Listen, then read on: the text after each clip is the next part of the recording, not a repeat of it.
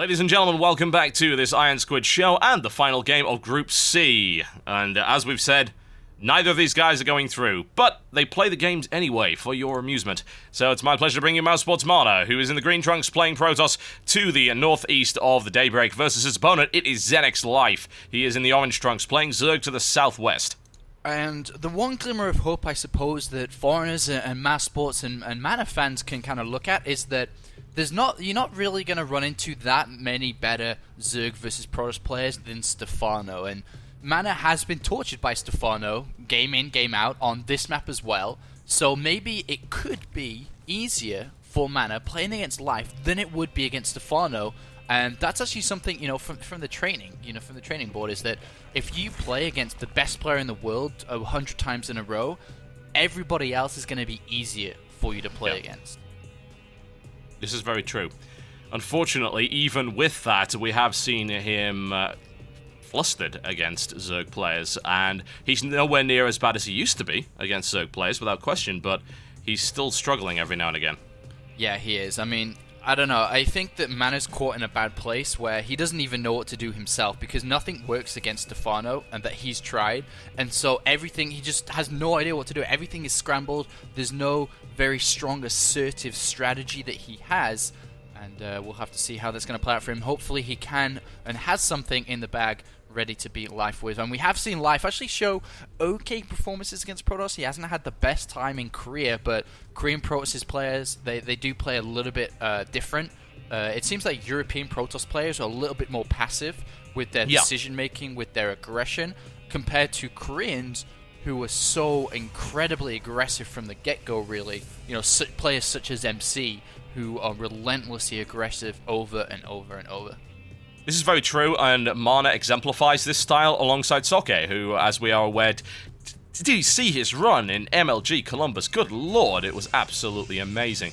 But those are two examples of some of the best Protoss in Europe, and yes, they do play that more passive, patient, slower style.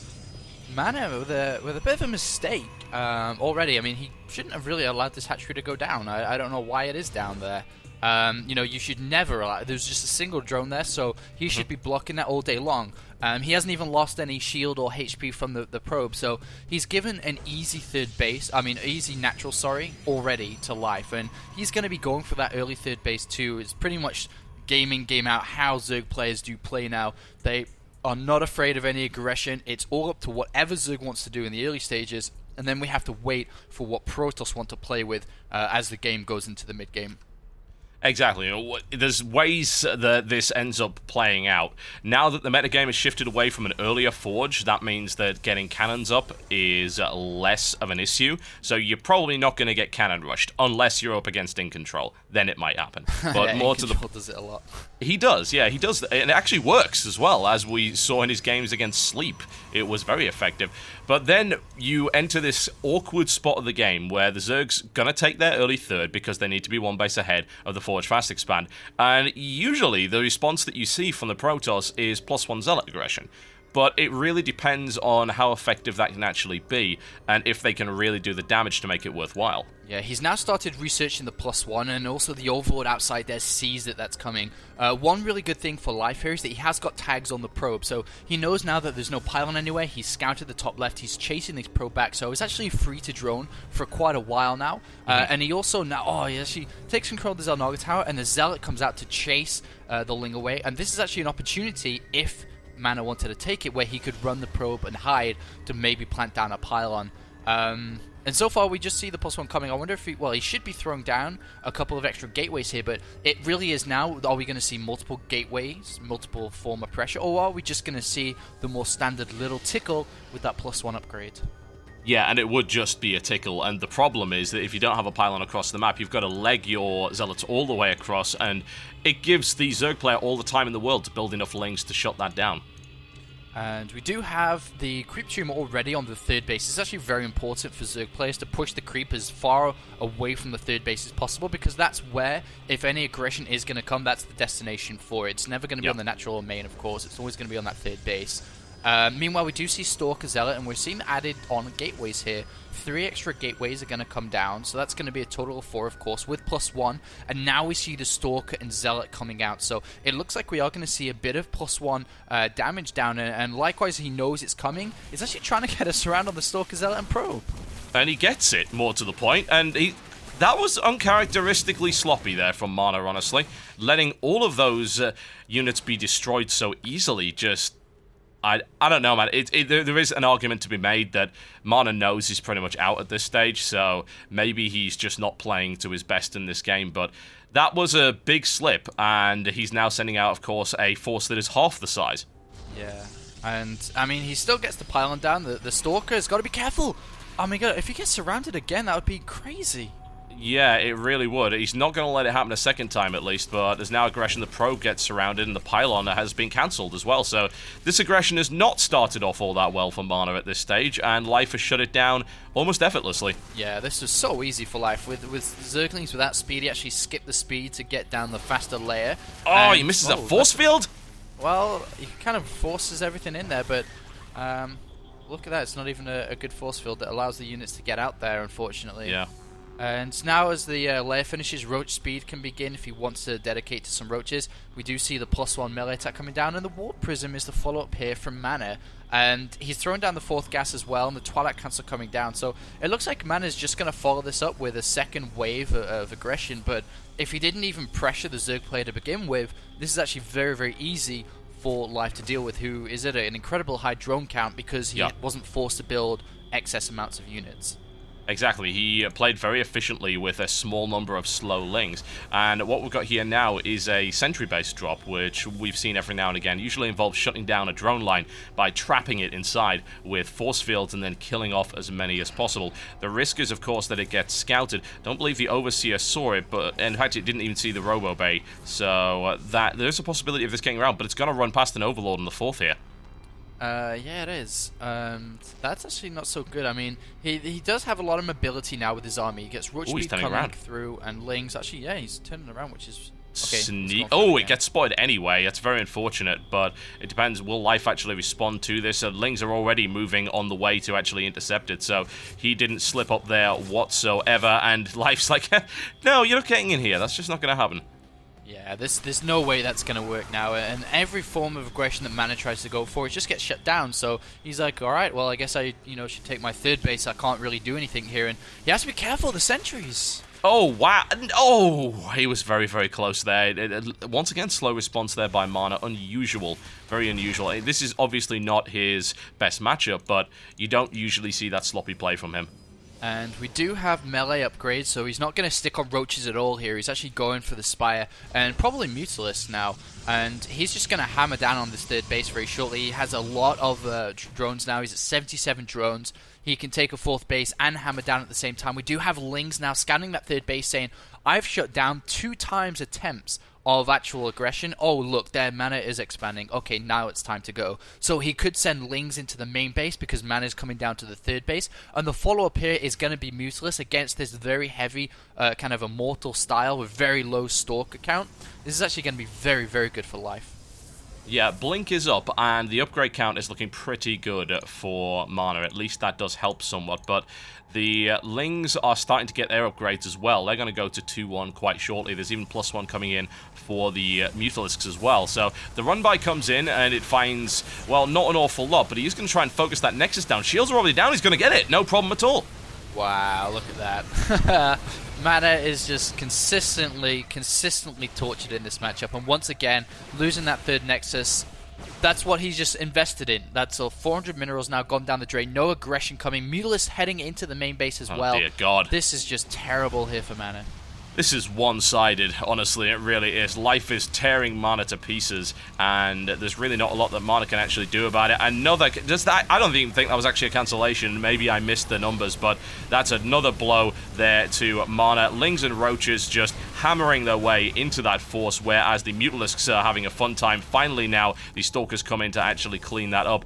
At this point, oh wow, he's even gone for a burrow, which is going to deny that base coming down once again. There is no observer in that area, and it's just Life is having fun times. He picks off another gateway.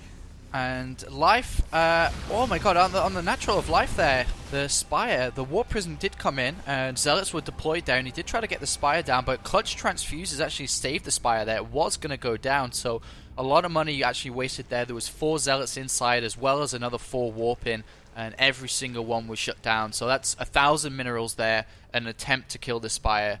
And that didn't work, and that's 1,000 minerals that he doesn't have for that 3rd Nexus and doesn't have for units in an army. Yeah, a huge Ling overrun right there, and the Mutalisk gets shut down quite nicely there by MaNa on his main base. He's got enough Stalkers to make that happen, but there's still no 3rd base. Force fields get in, but the Lings still get by them anyway and kill 2 Immortals, and there's the GG, and MaNa cannot be feeling happy after that one. No, absolutely, smashed once again, and MaNa, unfortunately, continues his struggle against Zerg. I mean, he has one of the best Protoss versus Terrans out there, but against Zerg, he just cannot beat them yet. And, that will come with time, I suppose. But Life showing a very fantastic ABC style of play here. Denying the early aggression, denying the mid-potential aggression into a killing strike at the end. And absolutely fantastic game here for Life with, you could say, almost minimal mistakes. Yeah, Life really didn't make all that many mistakes at all. I'm actually trying to think of one that he did. I mean, the fact that he saved the Spire, that could have been a little bit of a blow against Life, but by that point, Mutalisks really weren't all that relevant, so there was enough Stalkers to shut down the Mutalisk count, and it was just Ling Roach, consistent Ling Roach aggression against this, and the denial of the 3rd base meant that the Zerg player can do whatever he wants at that stage. Yeah, I mean, if you don't do any pressure to Zerg early on, you don't force Exis units, you don't force him to cut drones, then he's going to get to 70, 75, 77 in this game. Drones so incredibly fast, where he doesn't have to build anything apart from units. And if you have 2 failed attempts to do aggression, you try to come back on minimal amounts of units to defend a 3rd base, because you didn't dedicate your strategy. You take a 3rd base, you're not in a defensive stance. Therefore, because there's just pure units coming, it's very easy there for Life to just deny the 3rd base. And even if he didn't, of course, Mutalisk shred through the probe line inside the main. Yep, everything went wrong there for MaNa, unfortunately. Let's see if he can recover in Game 2 against Life and just salvage a victory or 2 from this tournament. It's really unfortunate because he got that great win against MMA, but unfortunately has been destroyed in every other matchup there. So let's see if he can pull this off. We'll find out shortly, folks. Don't go anywhere. Ladies and gentlemen, welcome back to the Cloud Kingdom, the most purple map in the map pool, and Mousesport's MaNa, who is in the green trunks playing Protoss to the northeast, versus his opponent, it is Zenix Life, in the orange trunks playing Zerg to the southwest. And this map actually plays out very similar to Daybreak on what we just saw, actually. There's an easy natural to take, and then there's a more difficult 3rd to take, where you can have run-bys into the main natural area, and you can have aggression onto the 3rd base.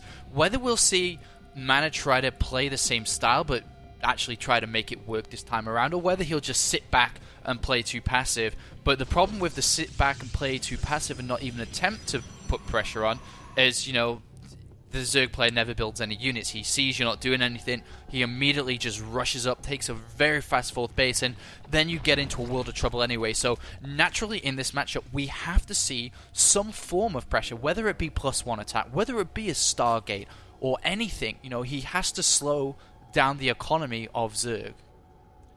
Yeah, he does, and I don't know if he's really going to be able to do that, honestly. We saw him attempt it, and it just fell flat on its face previously. He can't let little pushes like that be destroyed by slow Lings. It's really poor quality play from MaNa there that we are not used to seeing, and maybe it is because he knows that the outcome of this match doesn't matter.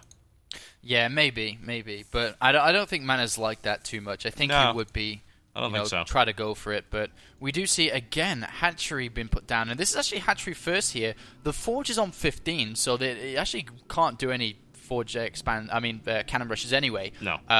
But this is actually very nice here from Life, and I actually do this a lot myself, is like, alright, well, every Protoss player now isn't getting that early 12 Forge, but actually we do see a 15 Forge, but we see 2 more probes coming out. So MaNa is going to try to cannon rush this with extra probes, but of course the cannons are going to be pretty late.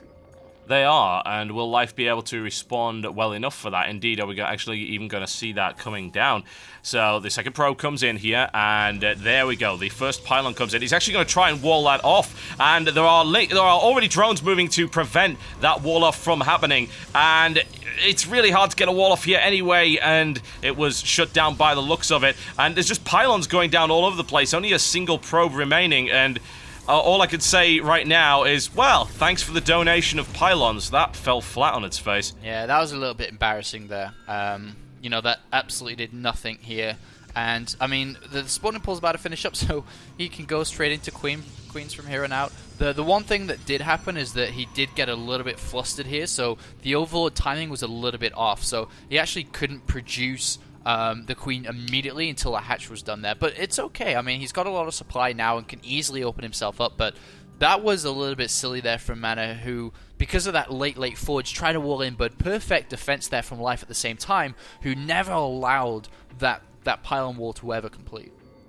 Yeah, exactly. So you saw the great pylon wall of China coming in just across there as he tried desperately to create some kind of wall off, but it was blocked off every single time. So really nice play there by Life, nice clutch reaction, and unfortunately for MaNa, that is a gamble that did not pay off. Looks like he needs to have words within control, who will teach him how to be the cannon rushing master.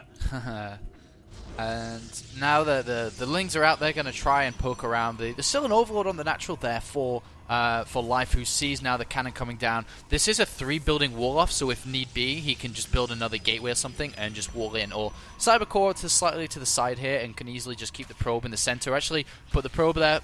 Oh no! Oh dearie me. Well, it's a free probe there, just unfortunately another little slip there from MaNa, and another tiny little win for Life, and he can take these tiny little victories and turn them into a landslide. We saw that in the previous game, this avalanche-like performance there from Life, who was just winning every single engagement and everything going really well for him. Yeah, and these mistakes are really piling up now. So the gateways that usually get added on around that 6-minute mark are now delayed because there's just so much going on. He has to get the Cybercore Warp Gate research down very shortly. And we do see a Stargate instead here. So single Stargate coming down, which is, of course, a different variety of a little pressure early on. And this Zealot actually is going to get surrounded if he's not careful. That was close. Yeah, it is just a little close there, but MaNa thankfully isn't going to make that mistake that he made in the previous game. Life is forced to back off just a little bit. Stargate play out of this is pretty reasonable, honestly. We've seen it work quite often. Yes, he can go for a Void Ray and then just back it up with a bunch of Phoenixes. He could go for multiple Void Rays, but probably not here. A single Void Ray and then Phoenixes, because he could do damage towards his third base, and then could follow that little pressure up with a +1 little Zealot push too. So what do we see first from MaNa from this Stargate? So it is going to be a Void Ray. Yep. I don't think it's worth the investment to go for 2 Void Rays. 1 Void Ray will accomplish the same job that a single one will do, but unfortunately for MaNa, we see a macro hatch down, we see 3 queens already out, a 4th one coming too, and very shortly he's going to throw down the evolution chamber, and Roach Warren actually does that right now. Well, Roach Warren down first, he should be throwing down the evolution chamber. It's a little bit weird and a bit of a risk if he doesn't, and that's surprising actually. Yeah, well, we do have a lot of creep spread, and that's perhaps important because then the queens will be able to respond pretty rapidly to this kind of Void Ray aggression that if it ends up on the 3rd, and of course if it ends up on the natural, 4 queens is enough to shut a Void Ray down. I have to wonder if MaNa decides to wait, however, and doesn't go in, but no, he's going to go for it one way or the other. The Phoenixes can of course catch up, but the follow-up to this is not going to be a lot of Stargate units. He's going to throw down 4 more gateways behind it. Yeah, so what he's going to do is try to tickle Life with the Void Ray and a couple of Phoenixes, and then back this up with a bunch of +1 units. Whether that'll work or not, I'm not sure. The Evolution Chamber is now near completion. He can easily throw down stuff. The problem is he doesn't know about the Stargate units coming out yet. That may be a bit of a surprise for him, but he already has, really good creep spread. He's got a lot of units coming in. He's already going to be, once these drones finish up, 60+ drones here, so he's actually very, very comfortable in terms of economy. Is he going to see that Void Ray? Oh, he's going to see that Void Ray and the Phoenix as well. He's got all the time in the world to prepare for this. Yep, and we do see nothing actually coming down yet. Huh, okay. This is a bit weird. Maybe he didn't actually see a glimpse of it. It's a possibility. Either way, I mean, he's still got so many units out here that he's going to be absolutely fine for this. Yeah, he should have enough queens there, and he definitely knows about it now because he's decided, well, we're just going to take an Overlord out here. And where's Life's response to this? He is moving a second queen down there. It's not quite enough, though, especially considering that one's going to be lifted up. He needs all of his queens here, really. And now, finally, they are moving in, trying to focus down on the Phoenix. And we've also got a Spore Crawler coming down underneath this as well. 3 queens, enough to at least drive this away for the moment. And once the Spore Crawlers get up, well, that's pretty much shut down entirely. And he knows that he has a window where he can build about 10 to 15 more drones if somebody goes for a Stargate play. And now he's actually going to be at 73 drones overall, which is basically 3 base saturation. And now he's actually thrown down that Hydra Den. He's going to have Hydras to see this up, because with the Overseer, he did actually go in and see everything. He saw the 5 gateways, he saw the Twilight Cancel, he knows the follow-up is going to be a little bit of a +1 or maybe +1 armor as well. Blink aggression. So the best thing here is Hydra. And upon him scanning it, MaNa's already thrown down the robotics facility, which may be so he can go over to Colossus, but the problem is that Life is just overly prepared for every single angle that MaNa can go for. Yeah, and the Roach Hydra composition, or indeed just pure Hydra, can be shut down by Colossus, but it takes a while to get there, and I am a little concerned here for MaNa, to say the least, in that regard. Rather large Phoenix count, a count of 6 in total, trying to start working their way through Overlords here and there, causing little supply block problems, but again, on 3 bases with that kind of saturation, that's not going to last for long at all. Yeah, this is getting worse by the minute, unfortunately, for MaNa. And now that 3rd base is going down for him, we do have Zerglings and moving out on the left-hand side. And as soon as they see that, they could push across. The problem with the Hydras, of course, off-creep, they're very, very slow. But that's why we have a Nidus Worm coming down instead here. Oh, my. And this is going to be pretty impressive. Oh, yeah, some very cool play here coming in from Life, and the question is, will he be able to nail that down? And getting a Nidus Worm here is going to be difficult. The Overlords are pretty much non-existent. They've been shut down by the Phoenixes, so where does he get the Nidus? Does he actually just try and place it right at the front with using those Zerglings actually as spotters? Yeah, he'll place it right next to the 3rd base, just outside of vision range of MaNa. Well, the Hydras and the Roaches are actually moving across now, and MaNa loses 2 Phoenixes there in the process. The Lings have been cleaned, well, most of them, in fact, have been cleaned up, but yeah, he could have a Nidus back here, for instance, use it as a reinforcement point to get Hydras directly into the fight, and Roaches now moving in as well. And the army count for Life is just massive, and he doesn't have his Roaches here just yet. They're finally getting in there, but the Hydras don't get touched, and that's perhaps the most important thing. Huge amount of damage coming in from those Hydralisks. They have incredibly high DPS, needless to say. The Phoenixes aren't taking any fire just yet. He's more interested in focusing right here on the gateway. Hydra's being picked up and picked off, but there are so many of them, it doesn't really matter. Now with the Phoenix count down, Stalkers versus Hydralisks, especially with this kind of reinforcement, there's the Nidus in the back, and, well, you know, he thinks he's playing Protoss. That's pretty much a pylon here for Life, and he's going to go to town on the 3rd. Yeah, MaNa can't fight this without a good amount of Blink Stalkers or Colossus, and he doesn't have either. He has a small amount, and look at this now. MaNa's going to get absolutely destroyed here once again, especially because Nidus Worms are crawling towards the natural area. I love it. I love this stuff, I really do. Great use of the Nidus Worm there by Life as a reinforcement point for slow units, and he is now brutalizing MaNa, who is stuck on 2 bases, plummets below 90 supply, and this is one of the most one-sided series I've ever seen, and Life takes it effortlessly. He does, and unfortunately for MaNa, he joins Stephano at the bottom of the group, and it's sad because that means both foreigners 1 win and 3 losses. Life does manage to go 2-2 in his group and get the middle spot, and of course MMA and Jjakji are our actual advances here. But yeah, that was incredibly sad to watch, actually. Being a bit of a MaNa fan myself, but excellent play from Life. Absolutely destroying and outclassing MaNa in 2 games so easily. I tell you, if you're foreign and you're not Zerg in this tournament, it looks like you're not getting a look in. You're really not. And even in this group, Stephano doesn't get a look in. He could have gone 2-2 potentially, but with the forfeit against MMA, that of course didn't happen, and we've got our top performers from the foreign side of things actually being Rhett in Group A and Idra in Group B. And it's all going to come down to Hazyobs and Alive, and they have a lot of weight on their shoulders now. They have a lot of games to win, and maybe a big uphill battle, I'm sure it is. And we're going to have to find out how they do, and now we have 4 Terran players, 1 Protoss, 1 Zerg advancing through. We'll have to see how things are going to happen in Group D, but Group C started incredibly well, but had this kind of anticlimactic draw towards the end unfortunately. Of it. And, yeah, I'm not going to pretend that was a particularly exciting outcome for Group C. It wasn't. But that's just how things go sometimes. You don't always get these down-to-the-wire finals in the group stages. But doesn't really matter. We've got our 2 winners from Group C now advancing into an already ridiculously stacked lineup.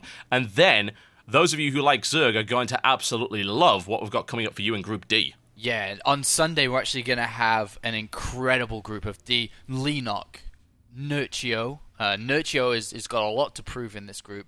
Nesty, Hazuobs, and then Alive. 3 Zerg, 1 Protoss, 1 Terran.